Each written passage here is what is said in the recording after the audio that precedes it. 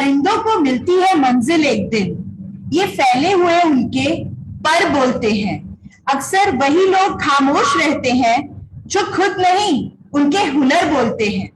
A very hearty good morning to our chief guest, Shri Sanjeev Bankar Rai, founder Barefoot College, Professor Barbara Kangan, President SIIRM, Dr. Seni Thomas Kangan, Secretary SIIRM, Dr. N.S. Parihar, Director FMSIRM, Dr. Tarjini Goyal, Deputy Director FMSIRM, all members of Management Board, Board of Studies, Academic Council, Governing Board, members of all institutions under SIRM Consortium, our distinguished guests, proud alumni, faculty members, staff, and dear students.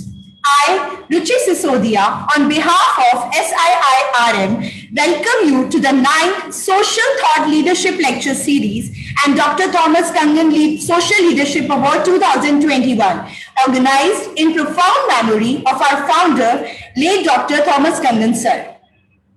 He was a great missionary, a visionary, and a true leader who left an illustrious career and started working in rural areas by disseminating quality education to rural children. Slowly and steadily, other components of development started adding in his mission. Various aspects like health, training, and employment were undertaken through various projects. And finally, he started a full-fledged postgraduate rural management program, which aimed at developing warriors for rural development. But unfortunately, his hard work had a negative effect on his health, and on 14 September 2006, he left for his heavenly abode. In his profound memory, the Thought Leadership Lecture was initiated to fulfill the wish of Dr. Kangan, who always used to say that sharing of knowledge and experience is the greatest contribution for creating a knowledge society. Therefore, every year we felicitate the great personalities who have kindled the curiosity for innovation in their respective fields. In the past, luminaries like Mr. Anil Agarwal, founder and chairman Vedanta Group, Dr. Upinder Dhar, Group Additional Vice Chancellor, RVEA Foundation, Amity University. Ms. Neeta Mishra, former President, FICCI Ladies Organization. Dr. Ellen Bhagat, former President and Group Director. Mr. Abhyanand, founder Super 30. Dr. Tessie Thomas, Director General DRDO and the Missile Women of India. Dr. Rajendra Singh, the Waterman of India, and Professor Dr. Muhammad Yunus, the Nobel Peace Prize laureate, have been felicitated with this award.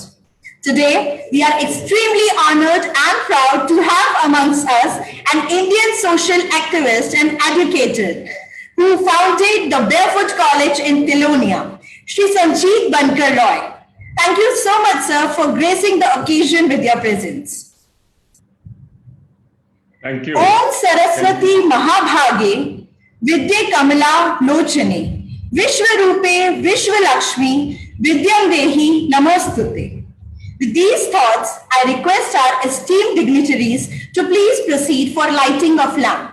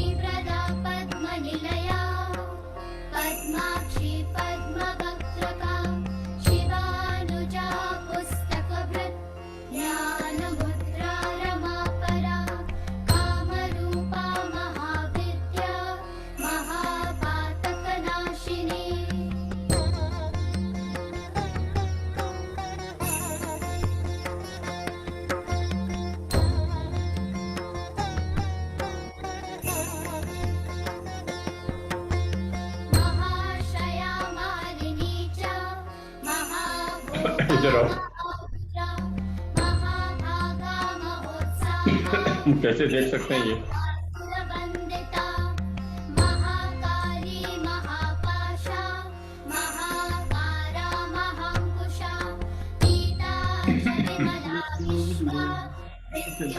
नहीं, ये नहीं चल रहा, हम ये देखने चाहते हैं।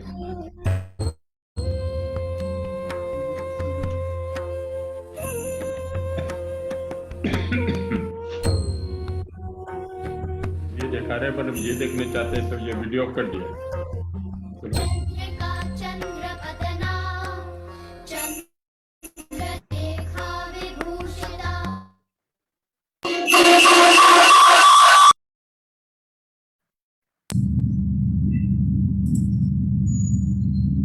Thank you so much all. स्वीकार आमंत्रण किया, रखा हमारा मान। स्वीकार आमंत्रण किया, रखा हमारा मान। कैसे करें शुक्रिया, स्वागत है श्रीमान। With these words, we extend a warm welcome to our honorable guest. Welcome, sir. I request Dr. Tarjini Goyal, Deputy Director, FMS IRM, for the official welcome address.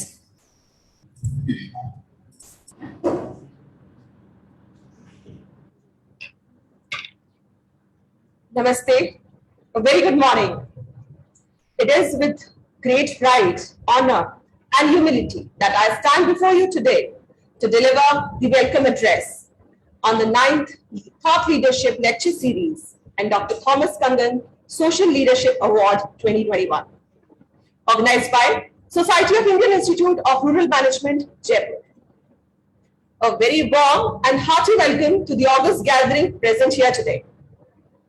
As I pay my respect to elders, I would like to extend my respect to the indigenous members present today, the chief guest of the occasion, Madam President, dignitaries, invitees, my fellow head of the institutions, members of the SRM family, faculty and staff members, parents, guests who have joined us nationally and internationally, members from print and electronic media, alumni, and my dear students. On behalf of the organizing committee of the Thought Leadership Lecture Series and Dr. Thomas Kangan Social Leadership Award, I am delighted and honored and privileged to welcome the celebrated chief guest of the event, Shri Sanjit Bankar Roy, sir, profoundly known as Bankar Roy. I am humbled to introduce the renowned Indian social activist and entrepreneur, Sanjit Bankar Roy, sir, with a quote which says, "If you imagine, someday it will happen. If you don't imagine, it will never happen." And yes, Sir has imagined and made it happen. An alumnus of Doon School and St. Stephen College, Sir has been an international squash champion. He was influenced by Mahatma Gandhi's spirit of service and thoughts on sustainability and developed a unique basic literacy and skill education model which has transformed Pilonia district into a prosperous oasis with a well-known Barefoot College. The Barefoot College provides a range of infrastructure and educational program that focuses on empowering India's remote village and allowing them to become self-sufficient and sustainable. Sir has helped thousands of people in Asia and Africa learn vital technical skills and bring solar power to the remote villages. Sir has been honored with many awards because of his vision and leadership in addressing global problems through his noble organization. Sir has been a recipient of prestigious Padma Shri. He was selected as one of the 100 most influential personalities and of 50 environmentalists in the world who could save the planet. Sir has been a recipient of numerous awards for his great endeavors, like Jamnalal Bajaj Award for the application of science and technology for rural development, St. Andrew's Prize for Environment. He has also received a Robert Hill Award for his contribution in the promotion of solar energy. And the list goes on. His activism and integrity have transformed some of the poorest communities with not only innovation and prosperity, but security, empowerment, self-sufficiency, and hope. In simple and very simple language, I'll just say that he has inspired generations to revive following the concept of living better. Sir's towering stature leads an aura of humanity and wisdom to this event. Sir, we look forward for your illuminating address on this event. We treasure with great respect and honor the presence of our Madam President, Professor Barbara Kangal, President SIRM, whose extraordinary inspirational leadership, dedication, and expertise have elevated and advanced SIRM Group. Your presence lends an added distinction to the event, ma'am. I welcome you. I welcome with admiration Dr. Stanley Thomas Kangal, CEO and Group Secretary, SIRM, a man who is known for his restless pursuit of excellence, who looks forward to reform the education sector, and who focuses on imparting quality education to young professionals. With utmost dedication, sense of commitment, and single-minded aim towards the vision of excellence in education, he has been taking SIRM to new heights. I welcome you, sir. I'm indeed privileged and honored with eminent personalities like Ms. Sylvia Neelkant, Dr. N.S. Parihasa for their precious time. I also extend my hearty welcome once again to the fellow head of the institutions and fraternal colleagues. To reiterate, SIRM Consortium is an institution of 14 institutes in the field of education for past 34 years. The vision of Society of Indian Institute of Rural Management is to emerge as a global leader in the creation of knowledge society through quality education and research. We are rooted in Indian ethos and societal values over the past 3 decades. IRM Jaipur has blossomed into the finest educational group in India. Thought Leadership Lecture Series and Dr. Thomas Kangal Leadership Award has been the brainchild of Madam President, Professor Barbara Kangal, in the profound memory of our late founder President, Sir, Dr. Thomas Kangal. This award is a celebration of excellence, as our founder, Sir, believed that winner is a hero who never gives up, and with his consistent efforts, he makes a difference in the society.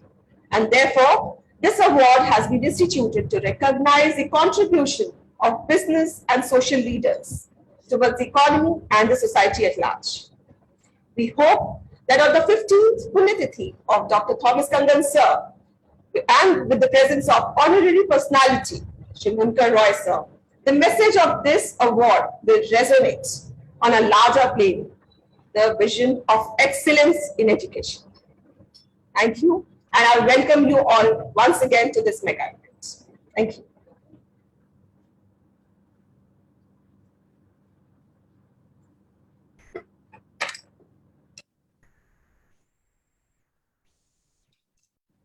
Thank you so much, ma'am. There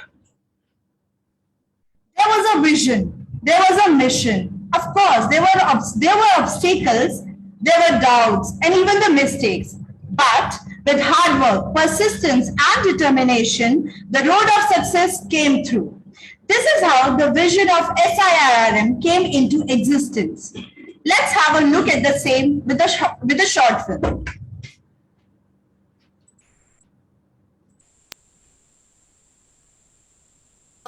पिघला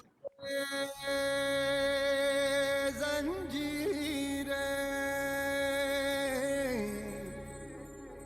बना उनकी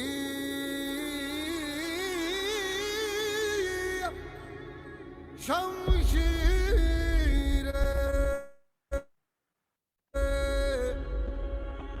कर हर मैदान फतेह बंदिया कर हर मैदान फतेह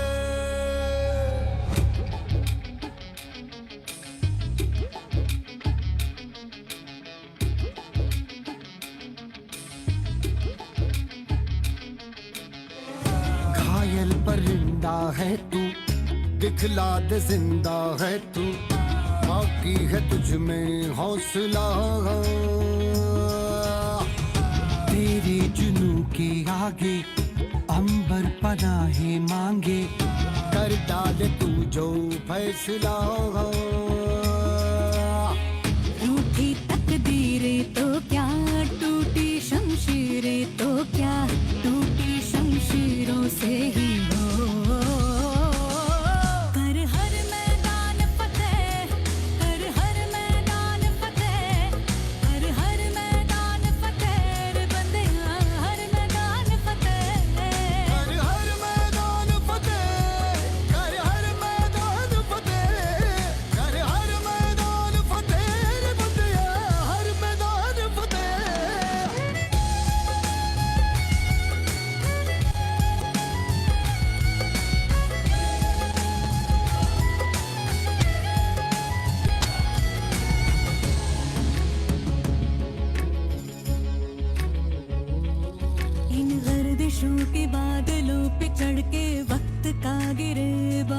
बढ़ के पूछना है जीत का पता, जीत का पता।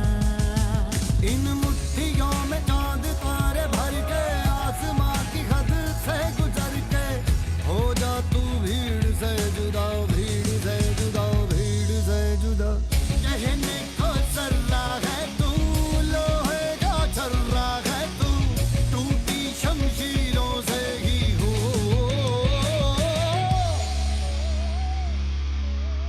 कर हर मैदान फतेह, कर हर मैदान फतेह, कर हर मैदान फतेह रे बंदेया, हर मैदान फतेह। कर हर मैदान फतेह, कर हर मैदान फतेह, कर हर मैदान फतेह, ओ बंदिया हर मैदान फतेह। कर हर मैदान फतेह, कर हर मैदान फतेह, कर हर मैदान फतेह रे बंदिया हर मैदान फतेह।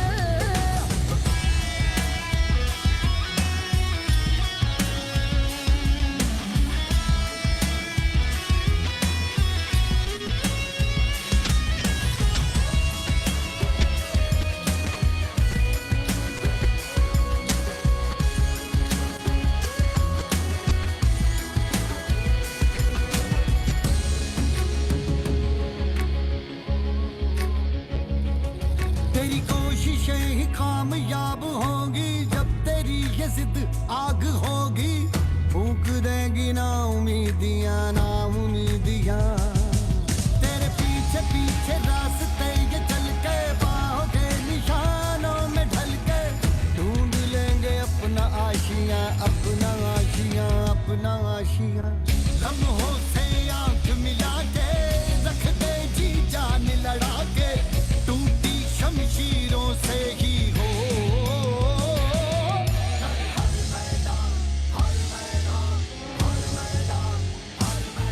कर हर मैदान फतेह, कर हर मैदान फतेह, कर हर मैदान फतेह, ओ बंदिया हर मैदान फतेह।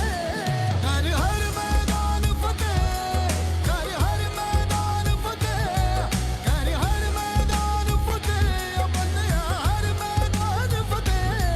कर हर मैदान फतेह, कर हर मैदान फतेह, कर हर मैदान फतेह रे बंदिया हर मैदान फतेह।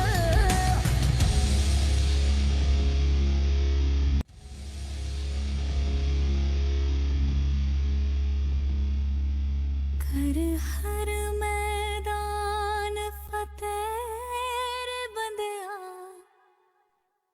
हर मैदान फतेह, हर मैदान फतेह।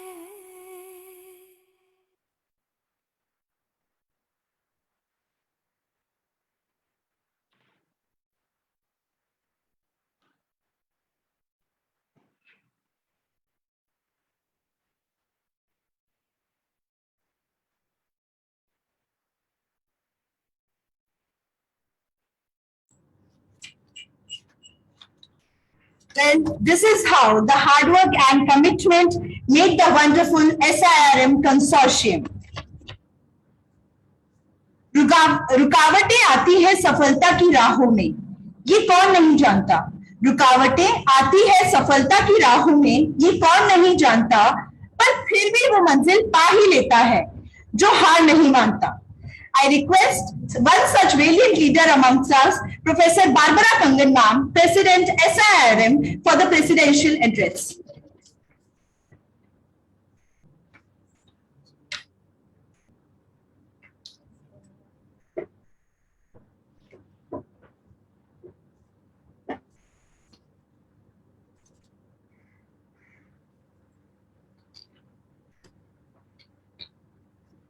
A very good afternoon to you all present here and welcome to the Dr. Thomas Kangan Leadership Award 2021.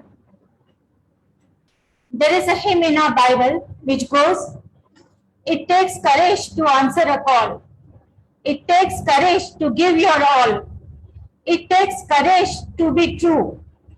It takes courage to be humble." and I am very honored and privileged to welcome the very courageous person of this event, of this time today, Padma Shri Bankar Roy. Live simply so that others may simply live. Yes, with this slogan was given by our father of the nation, Mahatma Gandhi ji. Inspired with Mahatma Gandhi's vision and the inner crave for doing something for the people, especially the rural community, Mr. Bankar Roy left the promising career behind and started Social Work Research Center, also known as Barefoot College, in the year 1972. Born in Burnpur village of West Bengal, Mr. Roy completed his schooling in Dunes with a planning to go for a civil services. But there was a turning point in his life when he witnessed the after impact of the famine in Bihar in 1960. The pathetic condition of the afflicted had so deep impact on his heart that he decided to solely work for the poor community.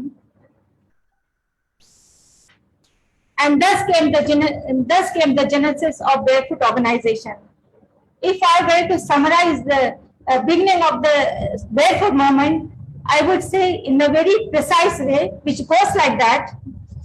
The year 1972, the place Tilonia village of Ajmer district of Rajasthan, the building an abandoned tuberculosis sanatorium, the team, Mr. and Mrs. Bankar Roy, the mission for the cause of rural community, the resources, determination and willingness for hard work, finance, nothing needs to be arranged.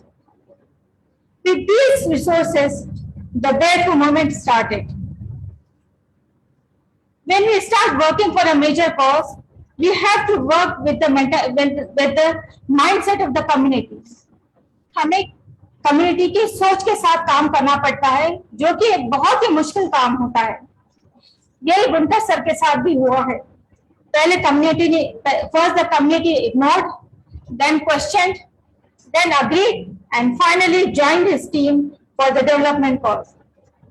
और इसलिए ये कहना बहुत उचित होगा, वो अकेला ही चलता गया, लोग मिलते गए और कारवां बढ़ता गया.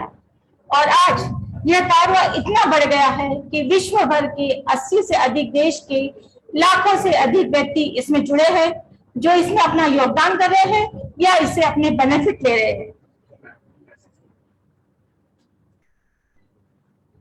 श्री राय की लीडरशिप क्वालिटी ने जोखिम चाचा के सहयोग से, भवन की कंस्ट्रक्शन कारीगरी से और महिलाओं में छुपी अद्भुत प्रतिभा को जोड़कर इस मुकाम को जन्म दिया, जहां की तिलोनिया जैसा एक छोटा सा गांव की महिलाएं, जो कि निरक्षर और आंशिक साक्षर है, विश्व भर की महिलाओं को सोलर एनर्जी के लिए बने हुए उपकरणों की बनावट, प्रोडक्शन और उनके मेंटेनेंस के लिए टीचर की हैसियत से ट्रेनिंग दे रही है. The grandmother programme of solar energy इसका जीता जागता उदाहरण है. और ऐसी कई ग्रैंडमदर आजकल अपने अपने क्षेत्र में, अपने अपने कम्युनिटी में वहां के यंग लोगों को इस बारे में, सोलर एनर्जी के बारे में ट्रेनिंग दे रही है, और जो कि बहुत अंधकारमय जगह था उन्हें रोशन कर रही है. Indeed it's incredible. Shri Rai के जीवन के 75 वर्ष में से उन्होंने 50 वर्ष इस सामाजिक सुधार के सफर में लगा दिए. यह सफर बहुत ही लंबा और बहुत ही संघर्ष में भरा हुआ होगा, जिन्हें राय परिवार के अलावा शायद ही कोई पूर्ण तरीके से जानता होगा. आशा है उनमें से कुछ प्रसंग आज राय सर हमारे साथ जरूर शेयर करेंगे, ताकि जो यंग जनरेशन है उन्हें भी एक तरह का एक सबक मिल सके और एक उन्हें अनुभव से उनके लाभ प्राप्त हो. According to Barefoot College philosophy, here the teachers are the learner and the learners are the teacher. Here the people learn and unlearn the things which are beneficial for the community. In this process of teaching and learning,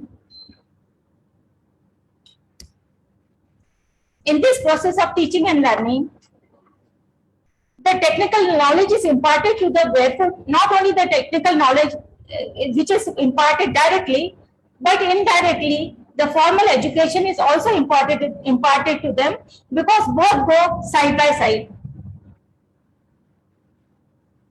That is why Professor Roy, in his keynote address and TED Talk, especially in 2011, said that in 3-year strategic plan, Tilonia will make optimum utilization of the digital technologies, that is in the form of innovation, to enhance the training capacity of Tilonia in terms of training centers and all resources spreading all over the world.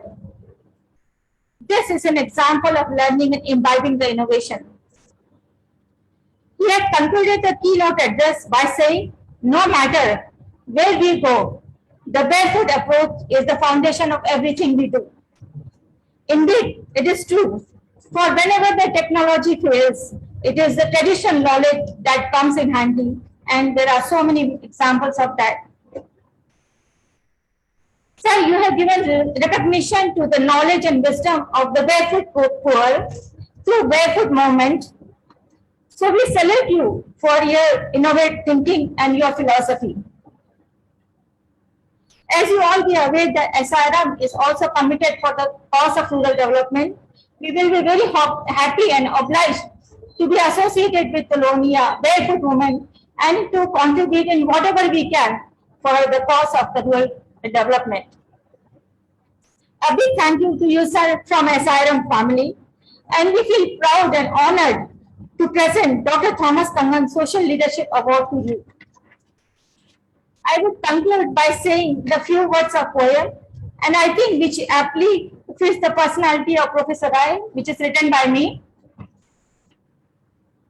ना किसी से कोई होड़, ना किसी से कोई जलन, मेरी अपनी मंजिल, मेरी अपनी दौड़, थकना मेरी आदत नहीं, रुकना मेरी चाहत नहीं, चलता रहूंगा मंजिल दर मंजिल, कभी इस गांव, कभी उस डगर, अगर चाहो तो हो लो मेरे साथ, सफर हो जाएगा और भी खुशहाल.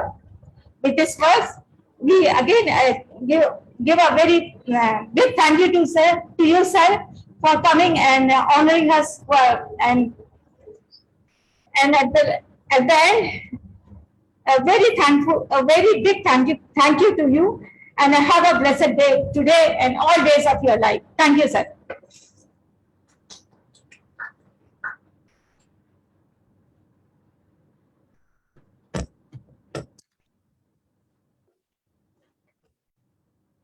Thank you so much, ma'am, for such beautiful lines. मंजिल भी जिद्दी थी, रास्ते भी जिद्दी थे. मंजिल भी जिद्दी थी, रास्ते भी जिद्दी थे, हौसले तो और भी ज्यादा जिद्दी थे. जिद ही जिद में देखो, बेयरफुट का नया जहां ही बना दिया. ऐसे ही कर्मठ एवं प्रतिभाशाली मार्गदर्शक को हमारे बीच पाकर गर्व का अनुभव हो रहा है. Sir, you have been the catalyst who have helped millions to escape the poverty. I request you to enlighten us with your kind words of wisdom. Please.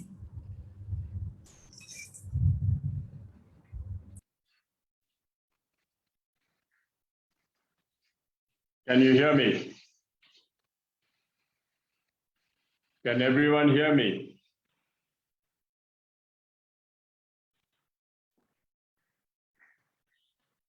I will start. Can you hear me? Can someone tell me if I'm audible? Yes, sir, you are audible. Right. I will start with two lines which always moved me throughout the years. रोशनी बदनाम न हो जाए इस डल से, रख दिया है दिया तूफान के सामने. Barefoot College is the diya and it's the lamp. 50 years ago, when I went to the famine in Bihar in 1967, I had no idea what the other India was like, Bharat living in the 19th century. And at that time, I had no idea, because I went to a very snobbish school and snobbish college that did not reveal to me the other part of India, the other part of Bharat, the poverty, the insensitivity, the discrimination, the exploitation. I was in a very secluded atmosphere. So when I went to the famine in Bihar, it shook me. I had no idea that this part of my country, the country I love, had so much poverty, had so much insecurity, had so much destitution. So it shook me. I had no idea that this would change my life. So when I went back home and I told my mother I'd like to live in a village, she was shocked. She said, look, all the jobs are waiting for you. Why do you want to go and live in a village? I said, you know, it's something that I want to give back to society. Society has given me so much. Now I want to give it back in this way. What are you going to do in a village? My mother asked. I said, I want to live like the people there, and I want to hear and feel the passion and the compassion that goes with it. And if I could contribute, that would be great. So when I went to the village of Tilonia first time, the elders came to me and said, are you running from the police? I said, no. You didn't get a government job? I said, no. You failed in your exam? I said, no.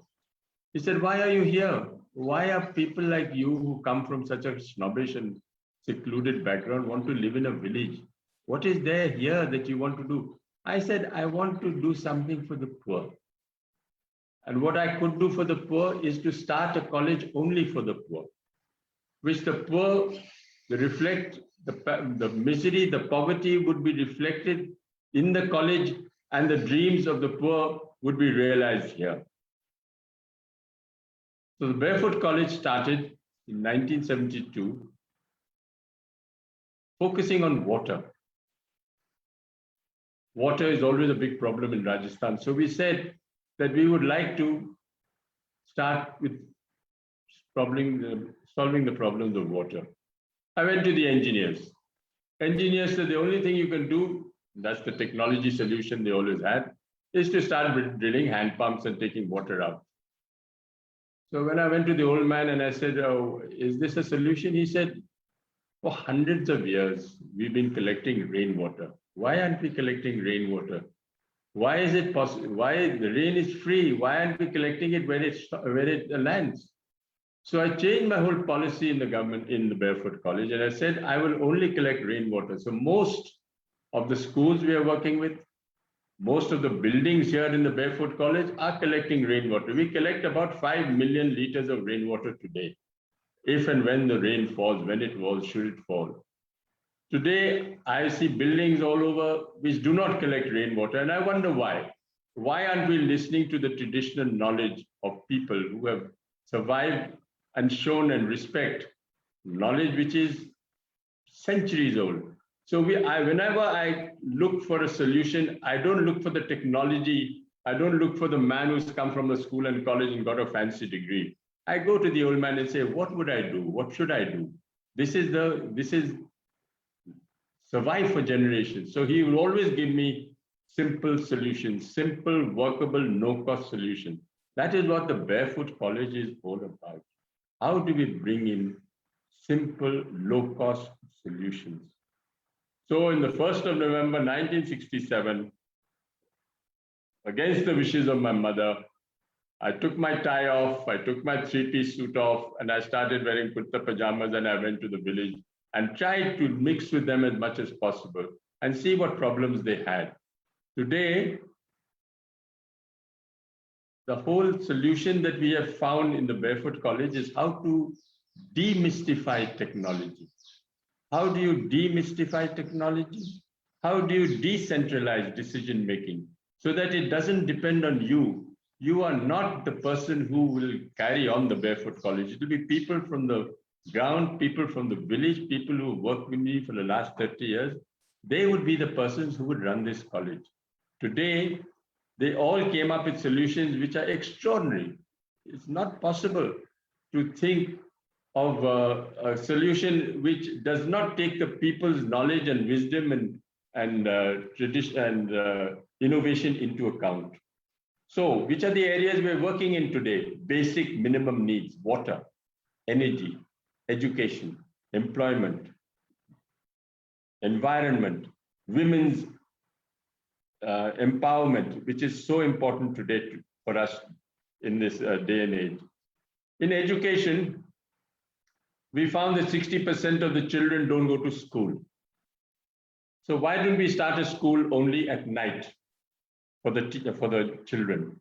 So we had started about 275 schools at night for 8,000 children who never went to school in the morning because they couldn't. They were looking after domestic chores of the parents, fetching water, fetching firewood, but they had time in the evening. So we started the night schools of Tilonia.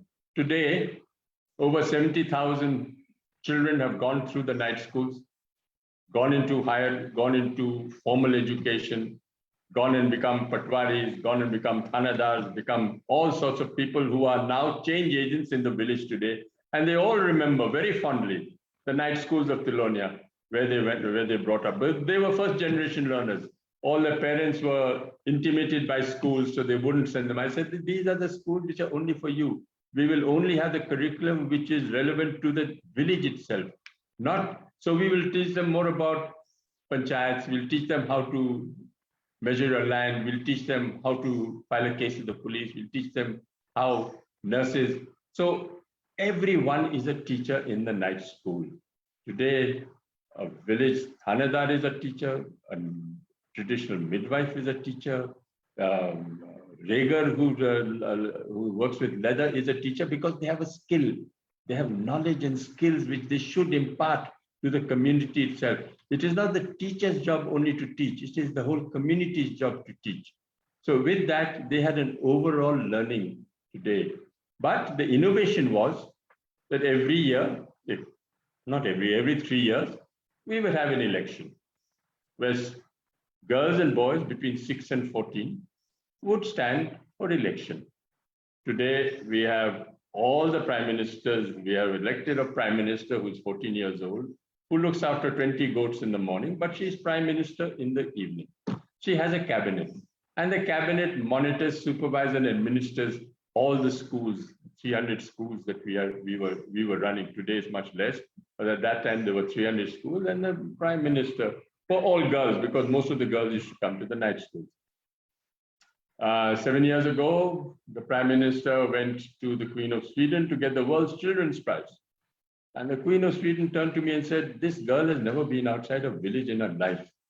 How does she have so much confidence? Where does she get her confidence from?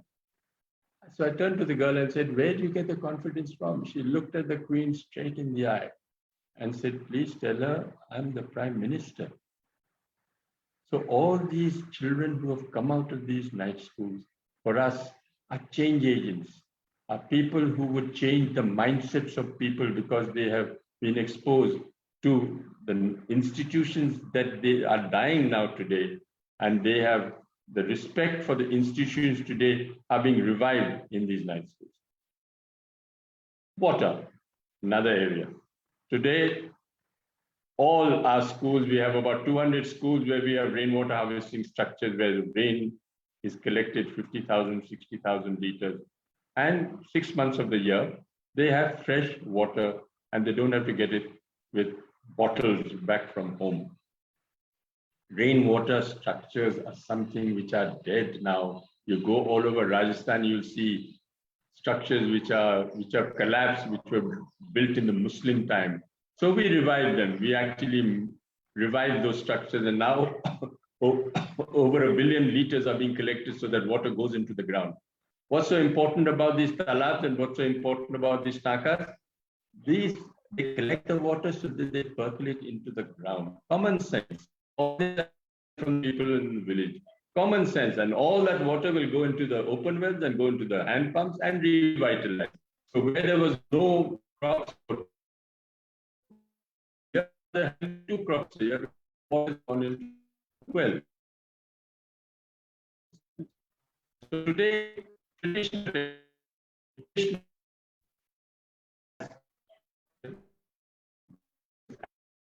that we learn from Then solar. This is the only college in India today which is fully solar energized. We have 100 kilowatts on the roof. I suggest, I don't know if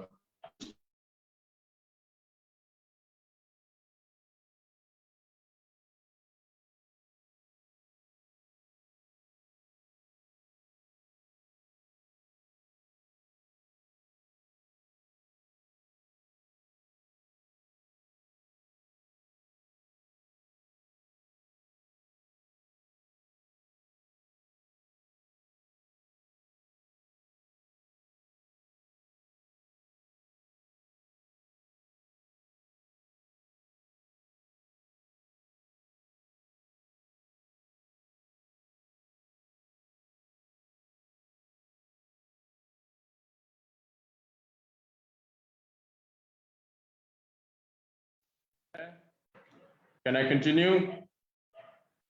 Will you put your hand up if I can continue? Am I audible? Yes, sir, you are audible. Clear. Now you are audible. Where was I switched off from? When I was talking about water? Yeah, you are talking about water. That to be an old reservoirs you are reviving. Solar today is the future of power. Where do we? Sun is cheap, sun is free, and sun should be captured with technology. So it's the only college in India which is fully solar energized. 100 kilowatts of panels on the roof, and for the next 25 years, I'll have no problem with power. All my 70, 80 computers run off solar. Everything works off solar today. But we said solar should be in the hands of people. It should not be in the hands of engineers. It should be hands of people who can actually repair, maintain, fabricate solar panels and solar sophisticated equipment. So we started with in 2007 to train the first women of Afghanistan. I went to Afghanistan and I said, why don't you send some women to India? They said, are you crazy? This woman won't even go out of the house and you're talking about taking her to India. I said, look, I'll make a concession. I'll take the husbands along as well. So the husbands came with the women for the first time in 2006. The women were, of course, much more intelligent than the men, and they picked it up. Within 6 months, they became the first solar engineers of Afghanistan. They went back and solar electrified the first 5 villages ever in Afghanistan. So I made a film for the UN and I said, do you know how much it cost them? They said, we don't know. I said, to bring the women to India, to train them for 6 months, to send them back, and 150 solar units to solar electrify 5 villages in Afghanistan is the cost of one UN consultant sitting for 1 year in Afghanistan. And there were 700 UN consultants sitting in Afghanistan, and there was not one village which was solar electrified. So I went to the government of India and I went to the Ministry of External Affairs. I said, why don't you recognize this as a training institute? And we will then train women who have come from least developed countries south of the equator. There were over hundreds of them. So we've gone to 96 so far. And in 2008, the Ministry of External Affairs recognized the Barefoot College as a training institute. Today, there are 3,000 women solar engineers from 96 countries who have actually solar lit over 50,000 houses. And the total power generated by these women in a decentralized way is 1.4 gigawatts, which is what one nuclear plant generates. So when this actually reached the highest political level, it was the Prime Minister of India who said, these are solar mamas. So he spoke in a very prestigious conference in front of 20, 30 heads of African states and said, the solar mamas are one of our success stories. Who is a solar mama? Someone who is illiterate, someone who's never been outside her village, someone who's never been to school and college, and someone who has not even gone to the nearest city. So these women Fortunately, I selected most of them myself. When I went to these villages, I've been to 36 countries in Africa, just selecting these women. And they came, and within 6 months, through sign language, not the written word or the spoken word, they became solar engineers and went back and solar electrified the first villages in their country. They were the ambassadors of that country. So today we are saying that there is a difference between literacy and education. Literacy is where you learn how to read and write. Education is what you get from your family, from your environment, and from your community. That must never be ignored. You know what Mark Twain said? Never let school interfere with your education. School is somewhere where it's not as important as the community where you get the education from. Today, I think that education has been worthwhile. We have set a model, it's a Gandhian model. Tilonia is all about simplicity. It's all about austerity. It's all about collective decision making. It's all about transparency. And the most important thing is for people to set an example. Have I set an example? I don't know. From 1972, I've been taking minimum wage. I take the same as everyone in this organization.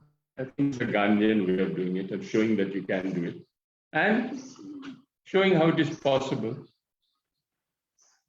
to make a difference in a very small, dignified way. So we encourage young boys and girls to come to Tilonia. So they come here. It's a place to make mistakes. It's a place to try something out, fail, and try again. So we have now, since 1974, started 23 barefoot colleges in 13 states of India. And the condition is you can't use my name. You have to have your own organization. You have to have your own board, and you have to raise your own money. So today, now we have a network of 23 barefoot colleges in 13 states of India. And they have to stay in a village. They can't be in a block. They can't be in a district. They can't be in a city. It has to be in a village which is remote, inaccessible, but small, and yet the impact is felt faster, quicker, and more lasting. So that is the story of the Barefoot College. I think I've spoken about 30 minutes. I want to end with a quotation by Mahatma Gandhi. First, they ignore you. Then they laugh at you. Then they fight you. And then you win. Thank you.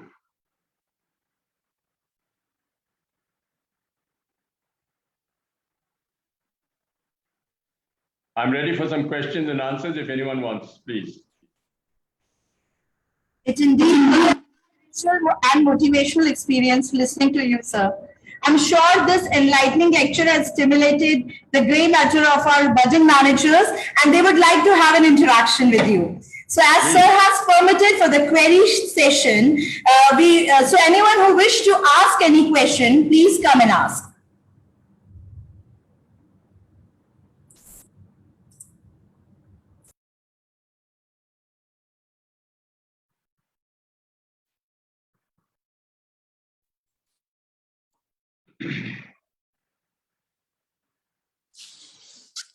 Good afternoon, sir.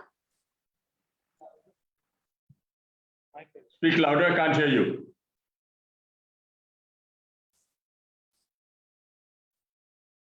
Good afternoon, sir. Can't hear you.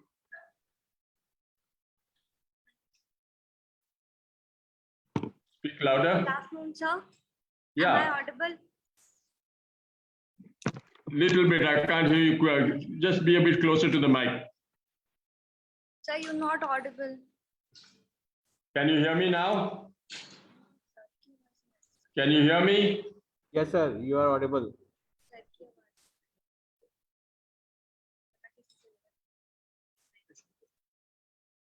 Good afternoon, sir. Yes. I can hear you. Okay, sir. Good afternoon, sir.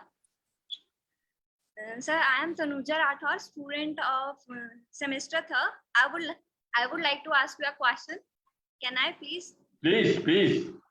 So, sir, can you please share your experience of Bihar premises which have changed your life?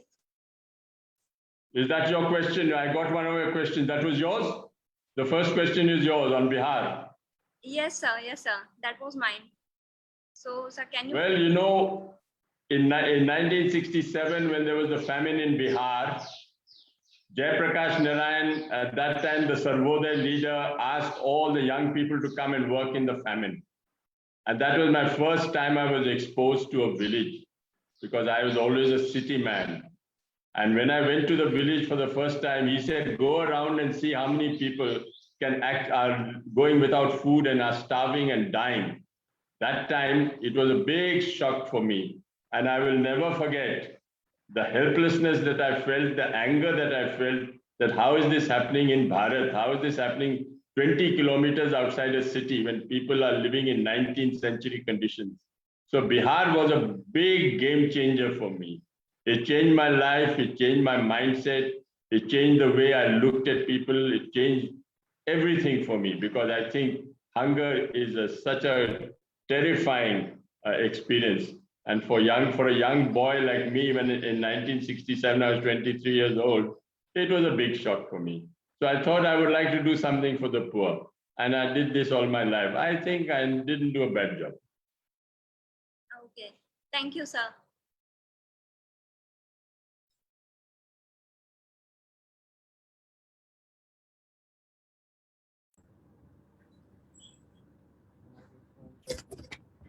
Good afternoon, Dr. Pankaj Rai. I am A.K. Srivastava, Director, NGO, IIRM Jaipur. Sir, you have pointed out that you started work particularly in water sector in India. That is very interesting. So presently, due to much more exploitation of groundwater, water table has gone down, and you see the water quality being deteriorated. What you will be suggest to improve the quality of water? You see, for due to rainwater harvesting, water level is coming upwards, and the quality is being diluted. And in some part of the Rajasthan, you see nitrate is found in very high permissive limit, beyond 45. Permissive limit is 45, and in some area this is 85, rather more than 100 nitrate. That is causing cancer to human organs, you see. So you suggest that what you will suggest remedial measures to remove the nitrate from groundwater? My feeling is that there should be a war footing movement on recharging. Recharging ground should be a national war movement, so that more water goes into the ground than that we take out. Today, you have people, at least engineers, going into villages, drilling deep bores up to 300-400 feet, taking water out of the ground and feeding it to the cities and municipalities. This is unfair, unjust, and discriminatory, because most of the open wells which are around the tube well are all drying up, because the water there is 100 feet. You go to a 300 feet bore and then you take the water out and feed it to the city. I think this is unfair and unjust. The community must actually take action and say, look, we don't want you to put in a bore and take water out of the ground, because it is very precious. We should do some groundwater recharge on a war footing today. And we are doing that wherever we can, wherever there are open wells, wherever there are deep wells which are dry, let the rainwater go into the ground and let it feed the ground. This is very commonsensical. Most of the engineers are horrified when I talk about these solutions, but this is commonsensical. It's a commonsensical solution to let water go into the ground. It's not only talabs and takas which will percolate the water, but also these open wells, thousands of open wells which are dry. We should use that as a source of putting water into the ground for recharge purposes. Today, it can't be done instantly. It can't be done in 1 year. It has to be a long-term program. But I've been trying to tell them everything. Every time I tell them that this is the solution in India. Most of the cities are going to dry up because there's not enough water. Where's the water coming from? It's coming from the villages and coming from the rural areas. And that's where also the water is drying up.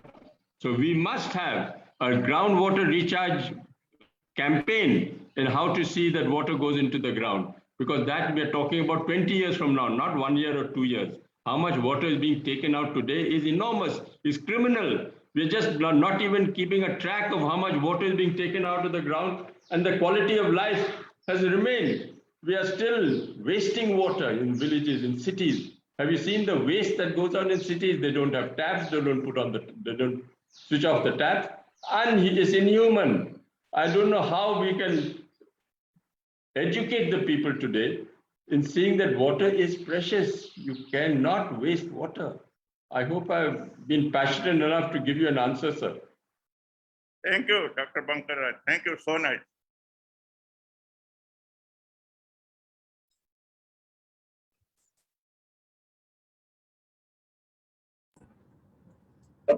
Afternoon, sir.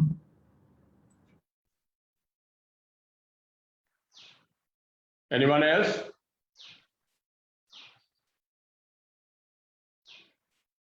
Hello? Hello?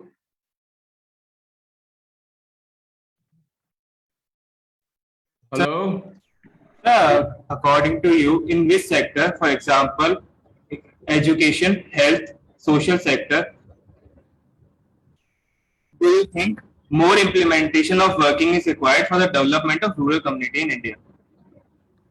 Definitely, we have to give people jobs. The unemployment is severe. How do we give people jobs is a first priority. Make sure that they live a dignified and respectable existence today and not be beggars for government schemes. How do we have self-employment programs? That's one. Definitely education is the second. Definitely environment is the third. These are areas which are top priority areas which can't go wrong. You don't need a World Bank study to tell you that these are areas which need immediate implementation. There is no way that you need to conduct studies costing thousands of dollars to tell you what is basic and commonsensical. Today, I think environment, I think job creation, I think education. These are three areas. Definitely the environment, which includes solar. These are the 3 or 4 areas which are absolute must and priority. And it has to be done immediately. Whoever can come up with a solution which is innovative and low cost is something that we must implement on a large scale.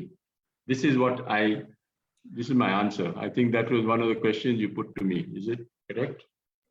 Yeah, sir. Thank you so much.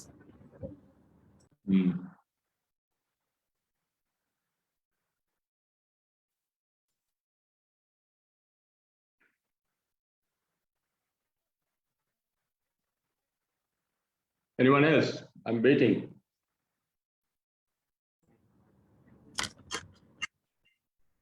Good afternoon. I'm Sweetie from first SEM. So what are the marketing strategies of various solar products which are manufactured in Barefoot College campus? The first thing you do is to select a woman who is perhaps a grandmother between 35 and 45 in rural areas, and you train her to fabricate, repair, and maintain solar units. Solar units, there are 2 types of solar units. One is which is a fixed unit, which is much more expensive, and one is a solar lantern, which is less expensive. A fixed unit costs about 15,000 rupees. The solar lantern costs about 3,000 rupees. So we feel that the priority areas should be in all these women who, after they are trained, are given some business management education in how to sell these solar lanterns in these villages. A bank loan can be organized, or especially in areas where there are major many electrified areas which are blackouts. You know, they have so many villages today which have 9 hours of blackouts. They don't get 24/7 electricity. So for that, those periods, you make solar lanterns, buy them and keep it in the house till such time as the power comes back. So our marketing strategy is that we first train the women, then we give them a loan to be able to buy 100 or 200 solar lanterns and go and market it right there in the village itself. And because it is inexpensive comparatively, 3,600 rupees, and it lasts for 3 years, then that is a business opportunity which lots of women are now being very attracted to. We don't take men because men don't stay in the village very often, but it's the women who are more reliable and they have much more business acumen. Okay, so this is the area that we want to do some major work. So if any student from SSIRM wants to become a solar engineer, come, there's no problem.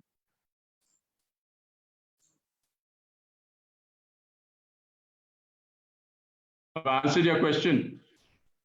Sorry, sir? Have I answered your Yes, question? sir. Okay, all right. Thank you, sir. Sir, there are a lot of curious students with us. So, sir, if you allow, can they ask the questions, more questions? Of course, this is for the students, please. Okay, thank you, sir. Thank you. Good afternoon, sir. I am Very Prerna well. Robinson, student of semester 3rd. Thank you so much, sir, for sharing your experiences. My question is, sir, did COVID-19 affect the campus environment of Paulownia? If so, could you please share the strategies adopted by the management? The first thing we did when we found COVID was becoming a serious problem was we closed all the gates and we had our thermometer out.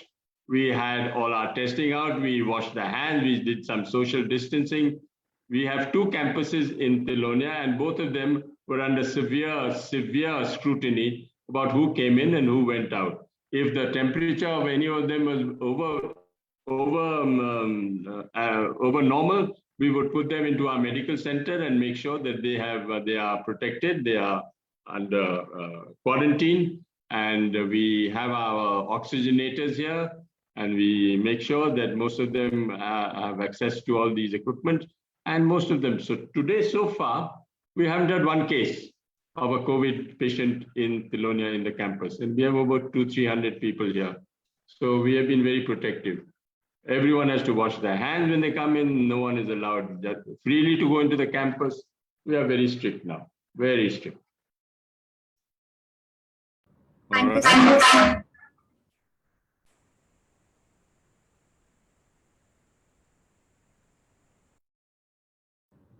Good afternoon, sir. This is Ananya Goswami from semester 3rd. Sir, I would like to ask. You have to tell me which. Am I audible?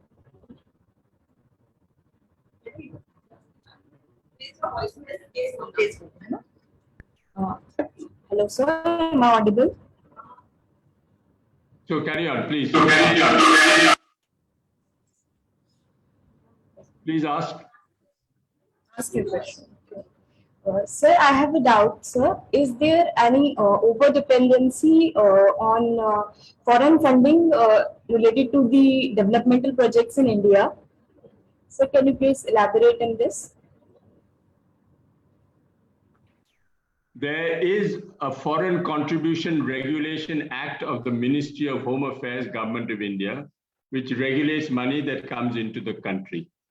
There used to be a time when a lot of organizations like us, civil society organizations like us, used to be dependent on foreign funding. It was quite large. Today, because there are many corporate social responsibility programs of big companies, this dependency on foreign funding has reduced enormously. So now we have generous CSR funding from ONGC, from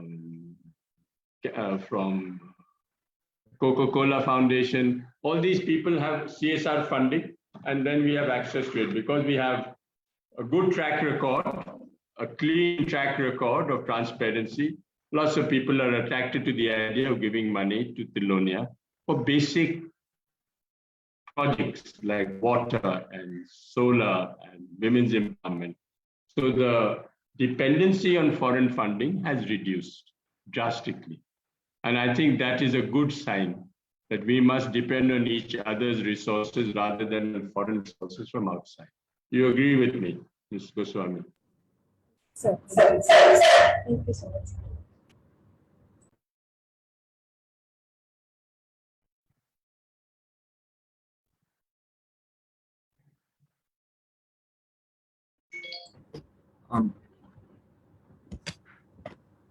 Afternoon, sir.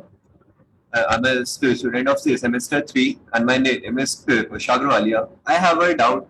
I want to just ask you that if you can please enlighten us more about the summer internship program that has been initiated recently, and like the work profile that will be provided to us, the place of area, and how we should apply over there. If you can please tell us more about that.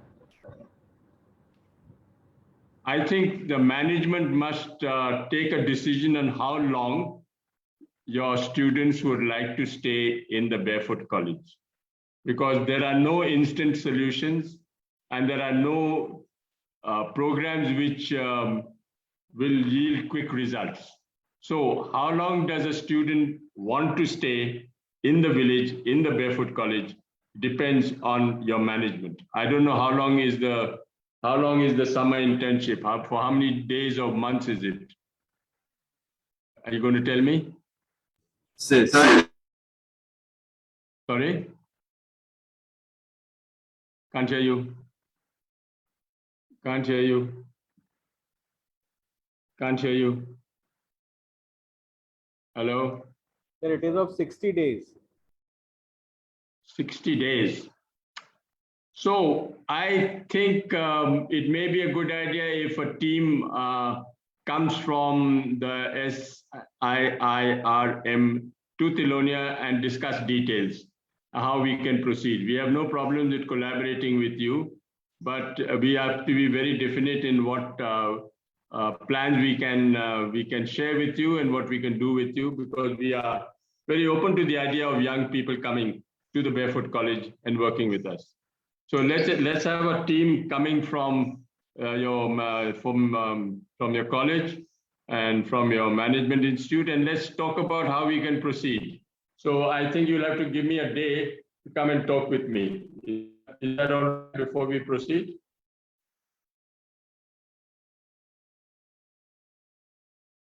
Hello? Yes, sir. So we will be honored. Yes, please come. There's no problem. Come and stay with us and see how we can work together on a long-term basis. Sure, sir. Definitely, student will get insight from your knowledge bank also. Okay, good.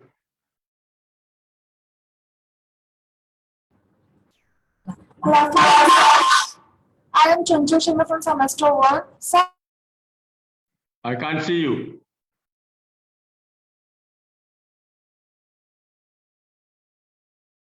I can't see you. There you are. Tell me. I can hear you now. sorry for that, sir. So I want to ask, instead of using solar lanterns, is it anyhow possible to go for the complete electrification of villages in India? And if it is, then how it can be processed? Right. The government of India has come up with a report saying that very few villages remain to be electrified. But if you look at the revenue villages in the country, there are many kasbas and many dhanis which are connected to the revenue villages, which are no electricity. So only those dhanis and kasbas, which are 50 houses, 60 houses, 70 houses, which don't have electricity, can easily be covered with solar lanterns. Now, the problem with electrification of the village is that you have to pay some money upfront before you get electricity into your house in a village. And that is a nominal rate you have to pay regardless of whether the electricity comes or not. So many people are cutting off the electricity and going for solar because it is easily handleable, it is less expensive, and it is within their control. So we have done a survey of many, many villages and dhanis and kasbas over the country, where we found that solar lanterns is an option, is a cost-effective option, rather than going in for conventional grid, in which you are dependent on. You know, the difference between solar electrifying a village and a village which has electricity is that most of the electrified villages, the families still keep kerosene because they know there'll be power cuts. But in a solar electrified village, they never keep any kerosene because they know the power is in their hands and in their control.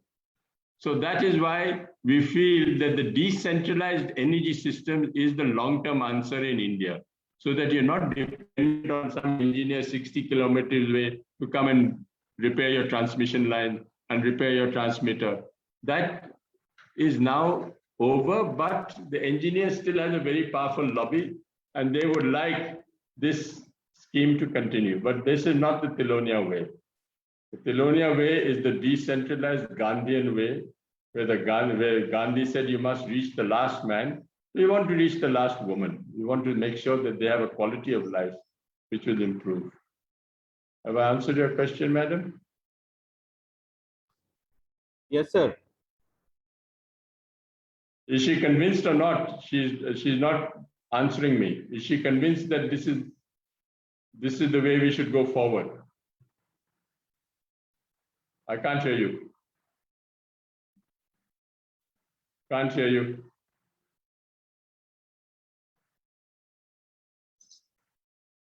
She can write to me. I'm saying I thank you so much for your answer. I was looking for the same. All right, thank you. Okay. All right. Sir, Dr. Bankar, I'm my second. Thank you very much, sir, for this doubt clearing session and enlightening us with the knowledge.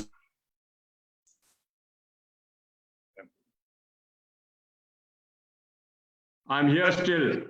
Sir, my second question is that according to latest survey carried out by State Government Board, Who have spent their life for fulfillment of their vision. Sir, I'm here still. Sir, according to latest survey carried out by State Government Board, Central Government Board, there is a state level government. Am I audible to you? I can hear him. Please let him continue. So till now, Yes, sir. Yes, sir. yeah, there is a disturbance. So till now, there was ban to construct tube well in overexploited area. You see, according to latest groundwater exploitation committee report published, there are more than 80% blocks has been declared overdrafted. Till now, there was a ban to construct tube wells in Rajasthan, but recently, Government of India has permitted to construct tube well for agriculture purpose. And you see, state government is not permitting, but Government of India has permitted.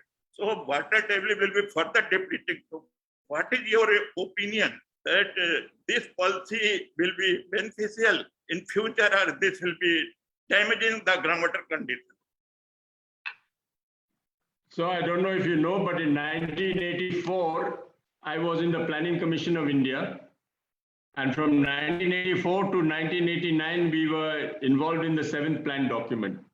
And in that, we had very progressive policies on water. Yes. But when it came to implementation, no one listened, implemented or respected that policy. Even today, you have people who are bringing out survey reports which says these are black areas, these are areas where there shouldn't be exploitation, and yet private companies, private farmers are digging wells without any scrutiny or without anyone looking and saying stop. There is no control at the village level to make sure that these tube wells are not dug without the permission of the district administration. No one takes the permission of the district administration to make a tube well anywhere. Most of the farmers go and do it on their own and get private companies to do that. So where is the regulation? There are very progressive policies on water. There are very progressive policies, but then the implementation is weak. Right at the village level, it is weak. No one knows which company is coming and bringing in. Here next to Tilonia, there are 5 or 6 tube wells which were trying to be constructed, and they all went dry. But the only place where there's water is in the Barefoot College, because we collect water from groundwater recharge. And because the strata is all granite and is all granite, so all the water is available in fissures. So I think the implementation at the village level, at the district level, at the block level is a must. We don't know how many private companies are drilling borewells without the knowledge of the district administration. And this is where your danger lies, long-term danger lies. Indiscrimination of tubers being dug without any permission and without any technical basis for that.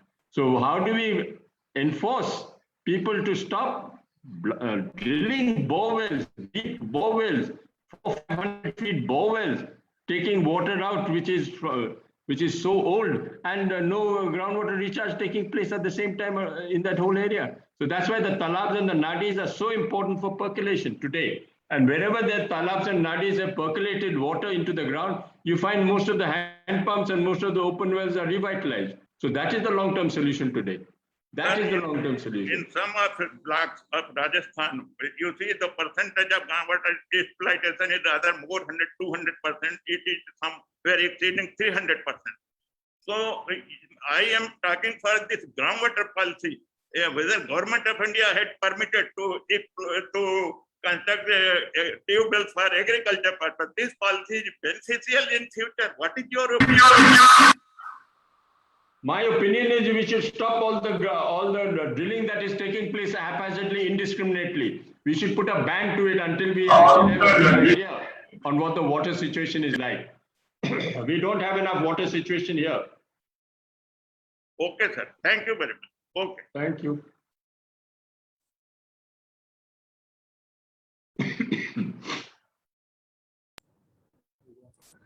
So the session was so interesting that we have loads and loads of queries. But thank you so much for enlightening us with the knowledge and facts. We are honored to have you, sir, here. Thank you very much for having me, and thank you for the honor. Program further.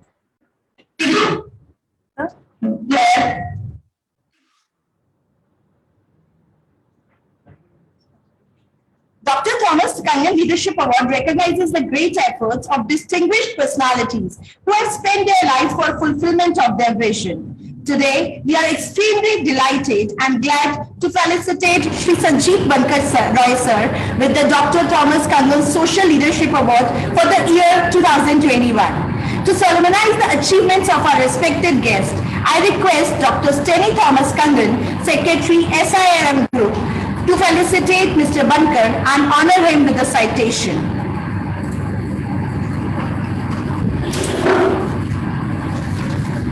A very good afternoon to all the participants of this very pious program. Mr. Bankar Roy is an inspirational change maker, social activist, educator, and a powerful motivation to all those who are striving to make a difference in their community. As a true follower of Mahatma Gandhi and his principles, he has dedicated his life for the upliftment of the rural community. He founded the Barefoot College, registered as Social Work Research Center in 1972 in Tilonia, Rajasthan. These barefoot solutions are broadly categorized into solar energy, water, education, healthcare, rural handicrafts, people's action, communication, women empowerment, and watershed development, etc. Based on the success of Barefoot model, it is now replicated in 80 countries across the globe. He has been the recipient of a plethora of prestigious honors, including Padma Shri in 1986, Tyler Prize for Environmental Achievements 2004, SKOL Award for Social Entrepreneurship 2005, Blue Planet Prize 2011, Clinton Global Citizen Award 2013-2016. He has been recognized as one of the 100 most influential personalities in the world and one of 50 environmentalists in the world who could save the planet. As an educationist, teacher, administrator, humanitarian, social reformer, his social activism and ingenuity is continuously stimulating the grassroots communities for entrepreneurship, and inspiring Indian entrepreneurs for rendering outstanding service to the Indian society, especially the rural community. We are very honored to give this award to you, sir. Thank you so much for being a part of our event. Thank you so much for your contributions to society. Thank you, sir.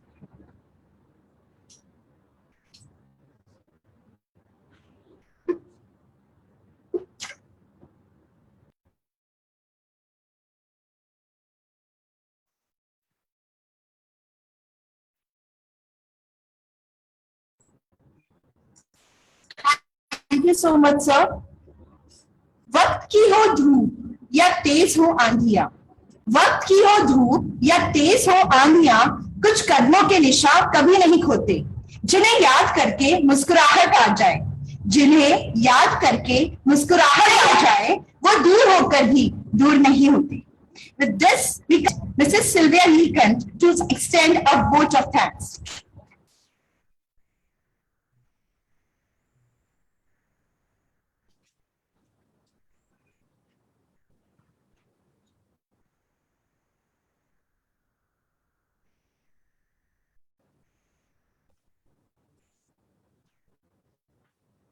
Thank you, Ruchi. It is an honor for me to give today's vote of thanks. Respected President Ma'am, Chief Guest Mr. Roy, Secretary Mr. Stanley Thomas, all the head of the institutions, faculty members, staff members, and students.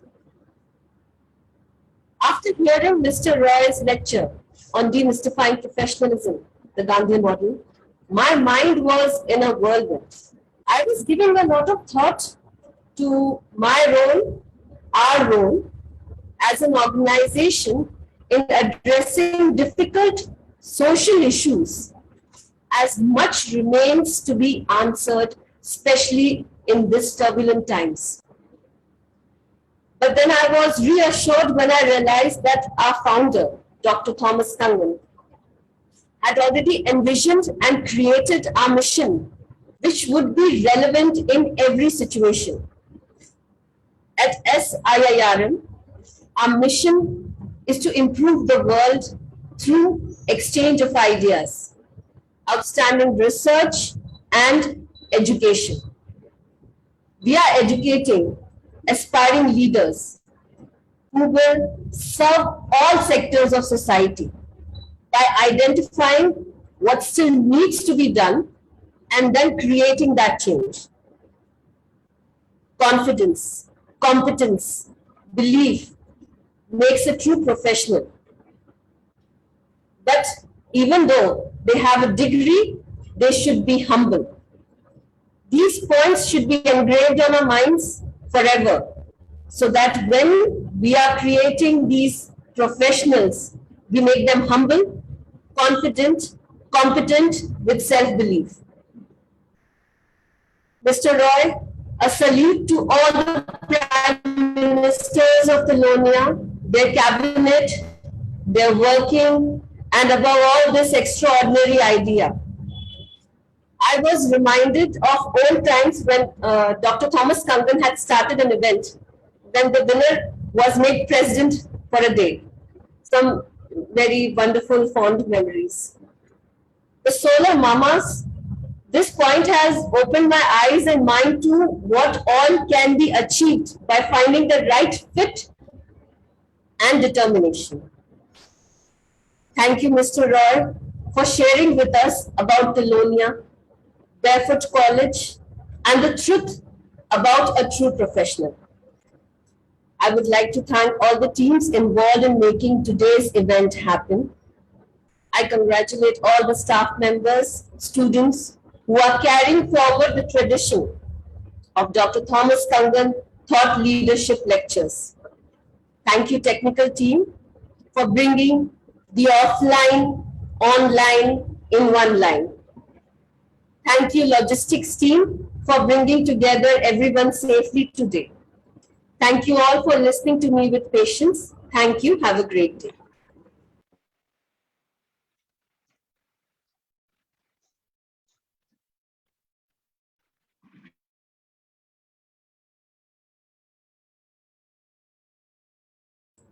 Thank you so much ma'am.